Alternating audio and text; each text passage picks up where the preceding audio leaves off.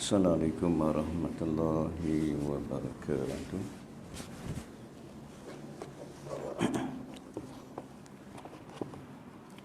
Bismillahirrahmanirrahim. Alhamdulillahirabbil alamin. Wassalamu ala asyrafil mursalin wa ala alihi wa sahbihi ajma'in. Subhanaka la ilma lana illa ma 'allamtana innaka antal alimul hakim. Wala haula wala quwwata illa billahil aliyyil azim. Wala haula wala quwwata illa billahil aliyyil azim. Wala haula wala quwwata illa billahil aliyyil azim. Rabbi shrah li sadri wa yassir li amri wa hlul 'uqdatam min lisani yafqahu qawli, amma ba'd. Qala Allah Ta'ala fil Qur'an al-'azim, a'udzu billahi minasy syaithanir rajim. Wallahu akhrajakum min butuni ummahatikum la ta'lamuna syai'a wa ja'ala lakumus sam'a wal absara wal afida la'allakum tashkurun. Sadaqallahul azim. Alhamdulillah, syukur kepada Allah Subhanahu wa taala. Sama-sama kita menunaikan sembahyang subuh berjemaah. Mudah-mudahan amal ibadat kita diterima oleh Allah Subhanahu wa taala. Bersyukur juga kepada Allah Subhanahu wa taala kerana masih lagi dipanjangkan usia kita. Mudah-mudahan dengan panjangnya usia kita dapat sama-sama kita meningkatkan ketakwaan kita kepada Allah, iaitu kita menjunjung segala perintah Allah dan kita meninggalkan segala larangan Allah Subhanahu wa taala. Bersyukur juga kepada Allah Subhanahu wa taala kerana memilih kita pada pagi ini untuk duduk dalam majlis ilmu. Mudah-mudahan kehadiran kita pada pagi ini dicatat oleh malaikat yang telah diamanahkan oleh Allah Subhanahu wa taala sebagai satu catatan yang mendapat keberkatan daripada Allah Subhanahu wa taala. InsyaAllah pagi ini kita sambung pengajian kita dalam kitab Fiqh Manhaji jilid pertama, iaitu kitab Fiqh Mazhab Imam Syafi'i. Setelah kita tangguh beberapa ketika lah dengan asbab-asbab COVID-19, masih lagi kita duk perang lagi lah ni. Kemarin pun sakan juga kan, start lah. Kemarin pun sakan juga lah, masih lagi. Jadi kita nak kena ikutlah SOP yang telah ditetapkan oleh pemerintah kita, termasuk kewajipan kita. Kita pakat-pakat jaga. Lah ni apa? Ni bah ketil. Bah Sabah ke no? Pakat pergi Sabah, pakat bawa balik seorang sikit. Di merepak lah. Jadi kita kena pakat-pakat jaga. Kalau boleh kan, balik rumah, duduk rumah je lah. Masak di rumah, duduk rumah. Tak perlu kita pergi keluar mata. Kerana apa? Makin hari makin meningkat. Baik. Di kita berhenti hari itu ni muka surat masih lagi istilah guna. Masih lagi istilah fiqh kan. Pengenalan beberapa istilah fiqh kita berhenti mana tu makruh. Kan masuk tajuk dah. Ya. Masuk tajuk dah no. Masuk tajuk dah. Baik. Jadi kita baru masuk tajuk. Sebelum ni muqaddimah ta'rif yang merangkumi jilid-jilid yang kita nak belajar. Jadi pagi ini kita baru masuk tajuk yang Yang hak utama lah, dia ada 2 tajuk saja. Dalam kitab ni tajuk besar dia ada 2 tajuk saja, iaitu bersuci dan juga sembahyang. 2 tajuk yang besar, dan dia buat mai tajuk-tajuk kecil. Tajuk tu banyaklah. Cuma tajuk yang hak besar ialah bersuci dan juga sembahyang. Jadi pagi ni kita dah masuk tajuk. Setelah kita bicara bukan berapa bulan Tuan Haji Noh, tahun dah rasanya, 2 tahun dah apa lebih kurang lah. Kita tak belum ni kita masuk tentang takrif, tentang di segi istilah, di segi bahasa, dan juga berkait tentang iman. Dia buat mai sikit. Baik. Bismillahirrahmanirrahim. Qala musannif rahimallahu ta'ala wa nafa'na bi'ulumin. Amin. Hukum bersuci, erti bersuci. Jadi kita kena tahu dululah apa dia makna bersuci. Bersuci ni kita duk guna bahasa kita faham dah, dari segi bahasa, dari segi loghahnya. Bersuci ni kita dah tahu dah, pada bahasa maknanya bersih. Pada bahasa kita pun sebut bersuci juga. Kalau tak abang bersih pun kita dah faham dah. Kita dah faham dah. Itu kebanyakan bahasa-bahasa kita ni, banyakkan perkataan yang kita guna, banyakkan bahasa Arab lah kita guna. Daripada saudagar-saudagar, pedagang-pedagang Arab dulu main ke tanah Melayu, di kebanyakan orang-orang Melayu duk guna bahasa Arab. Tapi tanpa kita sedar lah, tu kita orang Melayu ni ada kelebihan dari segi bahasa Arab. Tu kadang-kadang orang Arab pun kalah dengan orang Melayu ni. Lidah orang Melayu ni, tengoklah musabaqah tiap-tiap tahun. Kalau dulu ni Ismail Hashim, qari kita, sampai tiap-tiap tahun menang dia. Jadi Johan tu orang Melayu, tapi lidahnya orang Arab pun kalah. Dia orang Melayu ni kebanyakan bahasa-bahasa yang dia guna, kebanyakannya bahasa Arab. Jadi makna bersuci ialah bersih. Kita faham dah bersuci dari segi bahasa maknanya bersih dan terhindar daripada kotoran. Apabila bersih, terhindar daripada kotoran, tak ada lah kotoran. Apabila bersuci maknanya bersih. Apabila sebut sahaja bersih, hindar daripada kotoran, tak ada kotoran lah. Tapi kalau dia tu ada kotoran, tadi tak makna hak bersih tu tak ada makna lagi lah. Mesti kalau kita sebut bersuci, mesti kita sebut bersih. Jadi tak ada kotoran pada diri kita, walaupun sedikit. Selalunya kita habaq kata bersih, tapi ada lagi yang tak bersih. Terutama berkait tentang kita nak sembahyang. Sebab bersembahyang ni, dia termasuk syarat nak sah sembahyang kita ialah suci daripada hadas kecil dan juga hadas besar. Dia kena bersih daripada hadas kecil dan juga daripada hadas besar. Kena suci benda tu. Jadi kalau tidak di segi makna bersih, di makna bersuci, kalau masih ada lagi kotoran-kotoran, najis dan sebagainya, maka tak dinamakan bersuci lah.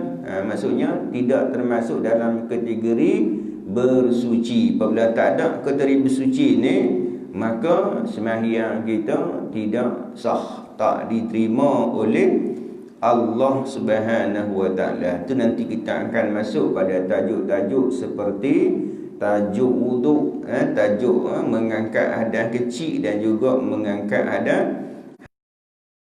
daripada anggota-anggota tertentu. Membasuh muka, seperti membasuh tangan, sapu kepala dan kaki, itu itibari pada anggota tertentu, iaitu mengangkat hadas kecil. ataupun bersuci, iaitu hadas kecil.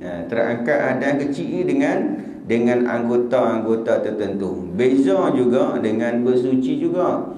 Bersuci iaitu mengangkat hadas besar, itibari kepada seluruh badan kita. Itibari kepada seluruh badan kita. Jadi kalau seluruh badan kita tu tak suci, di segi hak makna syarat bersuci tu tak sempurna. Bila tak sempurna, tu kita kata semayang lah. Tapi semayang dia tidak diterima oleh Allah Subhanahu Wa Taala. Walaupun macam mana kita duk sebut selalu, kita sujud seminggu sekali pun, seminggu dia sujud, tak bangkit-bangkit sujud. Nampak dia segala ibadat sakanlah sujud seminggu, tapi tak ada lah orang sujud seminggu. Contoh, walaupun dia semayang tu tak berhenti-berhenti ibadat dia kepada Allah, tetapi dia tidak menyempurnakan syarat-syarat bersuci ni, semayang ibadatnya menjadi sia-sia. Sebab dia bersuci ni bukan hanya kalau wuduk anggota tertentu, tapi kalau mengangkat hadas besar, seluruh badannya tidak terkecuali, walaupun bahagian yang paling kecil, walaupun dengan surat rambut sekalipun. Tu dia akan jumpa nanti Sayyidina Ali bermusuh dengan rambutnya. Sayyidina Ali bermusuh dengan rambutnya, kerap dia mencukur rambut. Sebab dia takut apabila dia mandi mengangkat hadas besar, takut tidak terkena pada rambutnya. Dia bermusuh dengan rambutnya, kerap dia mencukurkan rambutnya. Nak kata beratlah benda ni bukan main-main. Benda bersuci ni bukan kita boleh main-main. Kerana apa? Dia syarat kepada sahnya semayang kita. Jadi kalau tidak, disia-sialah. Di mana kita duk sebut selalu dalam Al-Quran, Allah Subhanahu Wa Taala sebut, Allah kata a'udzubillahi minasyaitonir rajim, wa qadimna ila ma amilu min amali faja'alnahu haba'an manthura. Kami tujukan perbicaraan di atas apa yang mereka lakukan. Mereka sangka baik, tapi kami jadikan dia umpama debu yang berterbangan. Tidak ada nilai di sisi Allah Subhanahu Wa Taala. Itu pentingnya kita mai duk mengaji. Kita duk mengaji. Kalau dulu-dulu kita silap, kita dah baru tahu, diampunkan oleh Allah Subhanahu Wa Taala. Kena qada dak ustaz 20 tahun dulu ni, zaman-zaman jahiliah dulu ni. Itu hak kena qada. Kalau kita tak semayang kena qada lah. 10 tahun tak semayang zaman jahiliah kena qada. Tetapi kalau kita duk semayang dulu-dulu ni, kita pun dalam keadaan dulu kita jahil, dulu kita tak mengaji lah, kita mengaji dah. Kita tahu dah. Yang ni diampunkan oleh Allah Ta'ala. Kita taubat dan insya-Allah Allah akan ampun dosa kita. Sebab apa? Kita duk belajar. Sebab apa? Dulu bukan kita hanya kita taklid ikut ayah mak ayah kita bukan minta pun. Zaman-zaman dulu ni semuanya kita kata zaman jahiliah lah. Zaman kita dulu ni pergi sekolah pun pakai seluar pendek tak tahulah zaman saya lah. Zaman sama lah. Pakai, kalau orang perempuan pakai skirt, kalau menengah pun pakai skirt, orang lelaki orang pakai seluar pendek. Jahiliah dak zaman tu, jahiliah. Duk dalam keadaan dosa lah ketika tu. Tapi zaman tu zaman kita bukan tahu haram ke tak haram. Law ni baru, ingat baru saja kita tahu benda-benda ni lah. Kita taubat pada Allah. Kena taubat pada Allah. Yang hak dulu-dulu tak perlu qada. Sebab apa? Kita duk belajar. Kita duk belajar. Baru jumpa semat mengaji ni. Sampai mati pun kena mengaji. Sampai masuk dalam liang, dalam alam barzah pun, kita selalu duk pi tengok ketika masuk jenazah dalam liang lahat. Lepas tu imam akan baca talqin, akan duk ajak lagi kepada orang yang duk dalam alam barzah. Mereka tu Nabi kata lebih dengar daripada kita dengar lagi. Orang yang duk dalam alam barzah tu lebih dengar daripada kita dengar. Sehingga ketika kita balik tu Nabi kata tapak kasut, seh tapak kasut kita pun depa dengar. Nak abang kata apa? Depa tu lebih dengar daripada kita dengar. Ketika tu juga dia ajak juga. Dia mengaji ni tak habis dah. Baik. Sama ada dalam bentuk hisiah ataupun yang boleh dirasa seperti najis atau maknawiyah seperti perkara yang mengaitkan, iaitu sifat-sifat keji. Hisiah benda yang boleh rasa, yang nampak najis nampaklah. Selalunya hak ni dia buat dua kategori, hak luaran dan juga hak dalaman. Hak luaran, nampaklah najis, nampak bentuk, nampak warna, bau, rasa dan sebagainya. Iaitu di segi hisiah nampak, tahi cicak, nanah, darah dan sebagainya. Tu kalau bagi Imam Hanafi, Imam Hanafi kalau darah tu najis, keluar darah pun batal wuduk dia bang. Keluar darah pun batal wuduk bagi Imam Hanafi. Kita Imam Syafi'i dak, cuma sunat apabila keluar darah, sunat berwuduk. Contohnya berbekam, batal lah wuduk depa. Cuma kita Imam Syafi'i sunat berwuduk. Sunat tak sedap wuduk pun tak apa, tapi lepas berbekam sunat berwuduk. Sunat sahaja. Tu beza kita dari segi pandangan-pandangan mazhab. Kita Imam Syafi'i tak batal. Abang kata hak dari segi hisiah, hak benda yang hak kita nampak, ini kita kena jagalah. So dia akan ceritalah cara kita nak cuci najis tu. Sama ada najis tu najis mughallazah, najis mutawassithah dan juga najis mukhaffafah. Ni kita akan jumpa nanti ni cara-cara nak cuci. Kadang-kadang yang jadi masalahnya ialah cara nak cuci najis mutawassithah, mukhaffafah, mughallazah. Memanglah itu memang najis berat. Ni najis hari kita duduk di rumah kita, najis anak kita, najis kencing dan sebagainya. Kadang-kadang kita tak tahu kaedah cara nak cuci. Kita hanya buang zat najis, lepas tu kita pimik mok, basuh-basuh mok, kita perah mok, main mok. Lepas tu pi basuh pula mok tu, lepas tu perah mok, main mok pula. Suci nak? Tak suci. Apabila kita buat macam tu, najis air dah tak ada, cuma masih tinggal najis hukmi. Najis hukmi walaupun kita cium wangi, Tuan Haji cium wangi, kita pun pewangi, bagi wangi. Tapi cara kaedah yang kita cuci tu tak betul, maka najis yang sedikit tu jadi satu rumah. Najis yang sepatutnya duduk tempat tu, tapi kita mok habis satu rumah kita. Iaitu kita tak ikut kaedah cara nak cuci macam mana.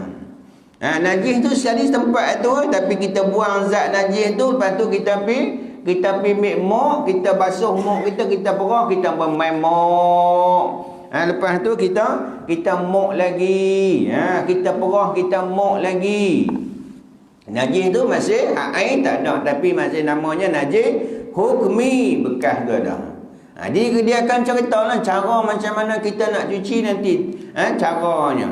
Tu kadang-kadang kita masih lagi sembahyang dalam keadaan najis, kita pun jijaklah bekas tu. Walaupun nampak mozaik nampak muka saya pun nampak suluh. Di segi pun dia ada kaedah, dia ada caranya. Kalau kita ikut caranya dengan secara ayat pun okey dah. Kita ambil ayat tu, kita corak di atas iaitu daripada hak ain kita buang tu, corak ayat tu dah bersih dah. Kalau mok, kita ambil mok tu, hak basah-basah tu, tak tu bagi mengalir ayat tu, mengalir sahaja walaupun ayat sedikit je. Tu esok kaedah kita cara nak salahnya ketika hak mana orang sakit tu. Orang sakit, contoh kaedah orang sakit, kadang-kadang orang sembuh tu hanya hak mengalir atas ni, okey. Lepas tu kita basuh hak bawah ni mengalir dah. Yang ni dah kita sapu dah. Kita sapu. Akad kaedah dalam keadaan yang kita nak berwuduk tu ialah air tu mesti berzat air tu. Mesti ada zat air tu. Maksudnya air zat tu hak berketil-ketil mengalir tu. Syaratnya kena bagi yang selalu yang nak mudah-mudah kita ajak di hospital, kita gunakan kain tolong. Celuk kain tolong dalam bekas tu, kita angkat tok tu bagi air tu dan mengalir sikit tu. Bagi dia mengalir. Tapi kalau hanya kita sembuk semata-mata sembuk, hanya mengalir di sini okey lah. Ni hak belah ni. Syarat dia bukan sapu, dia membasuh. Mesti dia kena ada air. Nanti kita akan sampai pada tajuk tu, kita akan tunjuk cara-cara bagaimana hak berwuduk yang hak betul. Tu bila kita belajar, oh macam tu rupanya. Bukan kata bayar, benda tu mudah saja. Cuma kadang-kadang kaedah yang kita guna tu tak betul. Macam kita kata tadi lah, kita tu sampai merelik, tapi masih lagi ada najis. Najis apa? Najis hukmi. Iaitu najis, dia kata, iaitu hisiah, benda yang hak nampak, cicak ke, tahi ke, yang ada warna, hak ada bentuk, itu hak hisiah. Dan juga maknawiyah, iaitu benda-benda yang mengaibkan. Dua-dua makna najis ni. Sama ada najis tu najis luaran ataupun najis hak dalam. Maknawiyah ini juga berat juga.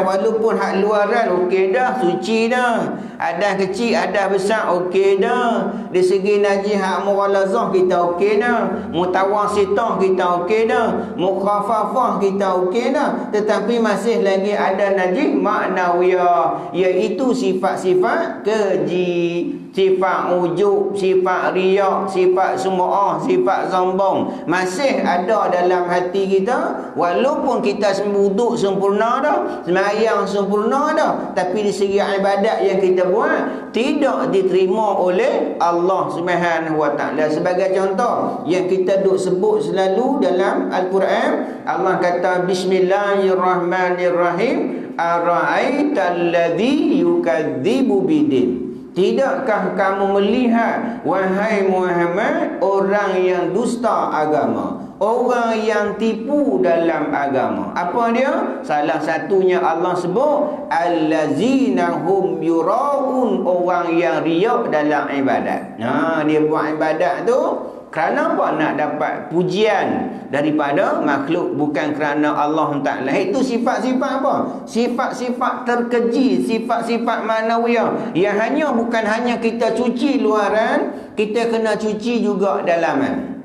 Itu yang kita sebut sebelum ni. Allah Subhanahu Wa Taala sebut dalam surah Al-Baqarah ayat 222. Allah beritahu, sesungguhnya Allah Subhanahu Wa Taala suka kepada orang yang bertaubat dan suka kepada orang yang bersih. Dua-dua kita kena buat. Nak dapat kasih sayang daripada Allah, nak bagi Allah sayang kita, nak bagi Allah suka kita, Allah kata sesungguhnya Allah suka kepada orang yang bertaubat, iaitu membersih hak sifat-sifat hak dalam, sebut dengan hak maknawiyah ni. Hak sifat-sifat keji yang ada ni kita kena bersih. Kalau ada sifat-sifat tu letih sahaja. Yang Nabi kata tidak akan masuk syurga orang yang dalam hatinya ada sebesar zarah sifat takabur. Sifat takabur, kan sifat takabur ni sifat siapa? Sifat Allah Subhanahu Wa Taala Al-Mutakabbir. Nak kena jagalah ni dua-dua. Hak makna di segi hisiah, hak boleh nampak kita basuh. Sama ada najis tu, kalau najis mughalazah cuci dengan 7 air. Salah satu air ialah air tanah. Kita basuh air tanah, maka yang bersih air mutlak. Kalau najis mutawasitah dengan menggunakan air mutlak, mengalirkan air. Kalau najis mukhaffafah, haji ringan, iaitu kanak-kanak lelaki yang umur kurang daripada 2 tahun, yang hanya minum susu mak dia saja, susu manusia sahaja. Tapi lah tak ada lah kot, jarang lah. Nak jumpa yang minum susu mak dia. Hari pertama dia balon domek dah, boh domek dah. Kanak-kanak lelaki yang kurang daripada umur 2 tahun haji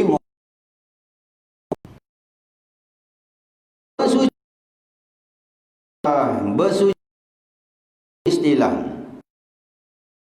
bersuci mengikut istilah syarak ialah yang apabila lakukan akan mengharuskan sembahyang di diri atau apa perkara yang berwuduk kepada siapa yang tidak berada dalam keadaan berwuduk. Mandi siapa yang diwajibkan mandi dan menghilangkan najis pada pakaian keadaan dan tempat. Disebut tempat ni wudu. Disebut dengan dua basah, kering, tukang dah. Empat basah, empat basah, dua kering. Basuh muka, basuh tangan, kepala, dan basuh kulali. Itu pada mengangkat hadas kecil pada anggota tertentu. Yang kering dia ada tertibnya. Dengan mengangkat hadas besar, beza itibari pada, kalau kata ada 6 tetapi kan, kita nak mandi tu dia ada sunat terlebih dahulu sebelum kita mandi wajib, sunat berwuduk. Dia bukan berwuduk tu, sunat berwuduk. Kita buat sunat sempurnakan juga sunat wuduk. Sunat saya wuduk walaupun nampak hanya 2 saja niat, seluruh takutlah ada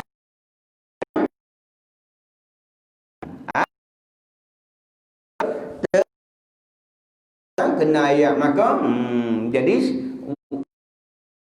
wuduk kita tak sah. Bila wuduk kita tak sah dah, bila hal tu tak sah, maka ibadat kita juga kena mengangkat hadas, termasuk dalam syarat mengambil bersihan dan bersuci. Kebersihan dan bersuci, Islam sangat mengambil berat. Dia sebut kebersihan. Islam ni mengambil berat tentang kebersihan dan juga bersuci. Sebab kebersihan ni mula jadi kan suka kepada bersih, tak ada orang yang suka. Suci dan kebersihan, ia perintah beberapa kali setiap hari untuk mendirikan sembahyang. Firman ayat ini kita akan jumpa ramai pula. Tajuk Surah Al-Maidah ayat 6. Dia akan buat mai pula ayat ni. Tajuk dia esok ni tajuk ayat surah Al-Maidah ayat 6 ni kepada orang-orang yang beriman, apabila kata Allah, basuhlah muka kamu, siku, sapulah kepada kamu, basuhlah kaki kamu hingga ke buku lali. Nanti dia akan buat mai ayat habis. Inilah memerintahkan kepada yang Allah kata, di hadapan rumah kamu ada sebatang 5 kali. Kita tanya kat sahabat-sahabat, rumah kamu tu ada sebatang sungai, kamu mandi sehari 5 kali. Ada tak kotoran? Sahabat kata tak ada. Kamu berwuduk, saya seolah-olah kamu tak ada dosa dengan Allah Subhanahu Wa Taala. Macam kita ni tak ada dosa kalau kata sembahyang berwuduk. Walaupun betul, apabila dia habis kalau tak betul, itu fitnah pula. Lagi berat yang tu. Fitnah pula, yang tu lagi dosa besar, lebih besar. Ada bunuh orang tahu sehari, tempat bunuh jahat. Okey, 30 tahun di kampung dengan Subhanahu wa taala sekurang-kurang